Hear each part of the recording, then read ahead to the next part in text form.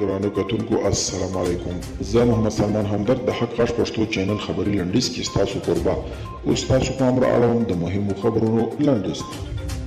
د ولسي جرګې غړي الله ګل مجاهد وایي زما په اند خلیلزاد منډې تړلي لکه د بینانسي وان په شان هسې خلک په جګړو سره اخته کړي. راځئ چې لاسونه سره ورکړو، په خپله طالبانو سره خبرې وکړو او د تلفاتو څخه مخنیوی وکړو.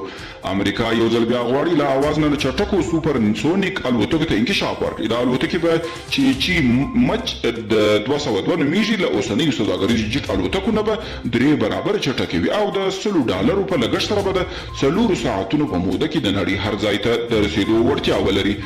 د ولسي جرګې رئیس میر رحمان رحماني د جرګې د غونډې په امتیازي ساعت کې د خبرو پر مهال په هیواد کې په تیره په مالیاتي برخو کې پر روان فساد سخته نیوکه وکړه او زیاته کړه چې هر کال شاوخوا $2.5 میلیارډ د فساد له امله حیف کیږي او شخصي جیبونو ته ځي. او د وین په مذاکراتو کې د ایران د مرکزي پلاوي مشر عباس رغچي د امریکا د بهرنیو چارو وزیر په وروستیو څرګندونو غبرګون ښودلی. رغچي ویلي که امریکا غواړي چې په مذاکراتو کې پرمختګ رامنځته شي او اټومي مساله د خبرو له لارې حل شي نو باید په لومړي سر کې خپل بندیزونه لرې کړي.